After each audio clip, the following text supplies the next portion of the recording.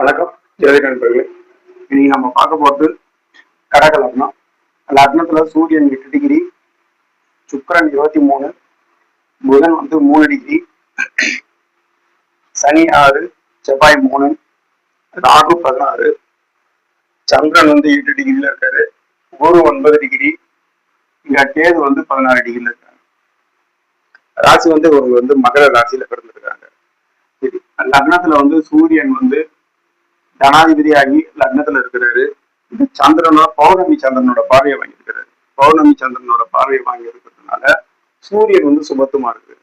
எப்பவுமே லக்னாதிபதியும் 7ஆம் இடத்துல பௌர்ணமி அமைப்புல வலிமையான அமைப்புல தான் இருக்கிறாரு. அதனால இவங்க சூரியனும் சந்திரனும் தங்களுக்குள் கேந்திரமா இருக்கிறது ஒரு நல்ல அமைப்பு. அதுவும் லக்ன கேந்திரமா இருக்கிறது மிக மிக சிறந்த அமைப்பாக இருக்கும். ஏன்னா இவர் லக்னத்தையே தொடர்பு கொள்றது சந்திரன். குருவை விட பௌர்ணமி சந்திரன் அதிக ஒளி அமைப்பு கொண்டது. ஏன்னா பூமிக்கு அருகில் இருக்கிறது கிரகமே பாத்தீங்கன்னா சந்திரன் தான். அந்த சந்திரன் ஒளி அமைப்போட இருந்து லக்னத்தை பார்க்கறது, அதுவும் லக்னத்துல சூரியன் இருந்து சுபத்துமாவது நல்ல அதிகார அமைப்பு. அதிகார அமைப்புக்கு தான் பிறந்த ஜாதகம் என்பது. இங்க 2ஆம் இடத்துல சுக்கிரன் புதன். இங்க புதனம் சுபத்துமாகுது.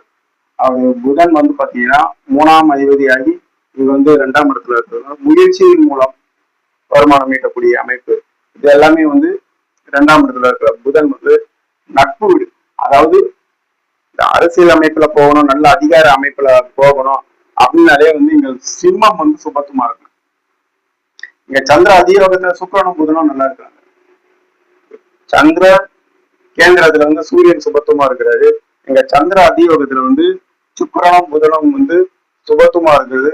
இது ஒரு நல்ல அமைப்பு. எப்பவுமே சிம்மம் கிடக்கூடாது, சிம்மாதிபதி சூரியனும் கிடக்கூடாது. அப்படி இருந்தாங்கன்னா அவங்க இந்த கவர்மெண்ட் வேலையில இருந்தாங்கன்னா அதுல கொஞ்சம் டிஸ்டர்பன்ஸ், இந்த பணி நிலைகள் குறையக்கூடிய அமைப்பு. நான் இங்க சிம்மம் சுபத்துவமா இருக்கிறது, சிம்மாதிபதியும் இங்க சுபத்துவமா இருக்கிறது. சந்திரனோட பார்வை மட்டும் இல்லாம குருவின் பார்வை சூரியனுக்கு 5ஆம் பார்வையா சூரியனை பாக்குறாரு. ஆனா சூரிய குரு பார்த்து கொஞ்சம் பங்கப்பட்ட அமைப்பு. ஆனா இங்க பௌர்ணமி சந்திரனோட பார்வை இது இன்னும் கூடுதலா இருக்கக்கூடிய அமைப்பு. அதாவது IAS தாண்டியும் மேல MLA MP இது போன்ற அமைப்புகளும் ஒரு கிடைக்கக்கூடிய அமைப்பு இருக்கு. இவங்க 10ஆம் அதிபதி 10ஆம் வீட்டை 8ஆம் பார்வையாக பாக்குறாரு. அது இல்லாம அடுத்து இவங்களுக்கு ராகு தசை நடக்க போகுது இவங்களுக்கு. ஆனா இவர் சின்ன பையன் தான், 2010ல பிறந்து ஒரு 15 வயசு கிட்ட நடக்குது. இப்போ இவருக்கு ராகு தசை, குரு தசை அடுத்து வருது, யோகமான தசைகள் தான் வருது. அதனால அப்படிங்கிற அமைப்புல இவருக்கு அதிகாரம் கிடைக்கக்கூடிய அமைப்பு இருக்கு. ராகு இங்க 6ஆம் இடத்துல இருக்கிறாரு. 6ஆம் இடத்துல ராகு குருவை போலவே செயல்படக்கூடிய அமைப்பு. ஆட்சி பெற்றவனோட வீட்டுல இருக்கிறாரு. ராகு இருக்கிற இடம் கொஞ்சம் வலிமையா இருக்கும். ஆட்சி பெற்றவனோட வீட்டுல தான் இருக்கிறதுனால இப்ப ராகு குருவை போல செயல்பட்டு 6ஆம் வீட்டு பலனையும் 9ஆம் வீட்டு பலனையும் செய்யக்கூடிய அமைப்பு இருக்கு. எப்பவுமே ராகுக்கு தான் இருக்கும் வீட்டின் அதிபதி போலவே செயல்படக்கூடிய அமைப்பு. அதுவும் இல்லாம செவ்வாயோட பார்வையை வாங்கியிருக்கிறது. அங்க சனி செவ்வாய் 3ஆம் இடத்துல இருக்கிறது கொஞ்சம் ஒரு டல் அமைப்பு தான். ஆனா குருவின் பார்வையில இவங்க 2 பேருமே சுபத்துவமா வராங்களா. அதுவும் இல்லாம செவ்வாயோட பார்வையும் ராகு வாங்குறாரு. இங்க இந்த லக்னத்துக்கு ராஜயோகாதிபதி 5க்கும் 10க்கும் உடையவர். அவரோட பார்வையை வாங்குறதுனால அந்த வீட்டு பலனையும் இவர்தான் ராகு திசையில தான் செய்வார். 5ஆம் வீட்டு பலனையும் மற்றும் 10ஆம் வீட்டு பலனையும் ராகு தான் செய்வார்.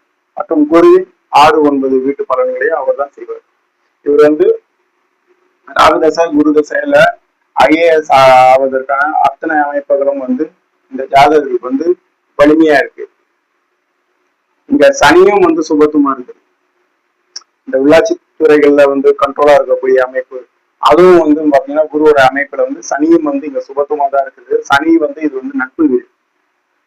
செவ்வாய்க்கு தான் இது பகை தன்மை கொண்டு வீடா. ஆனா சனிக்கு இது நட்பு வீடா தான் வருது.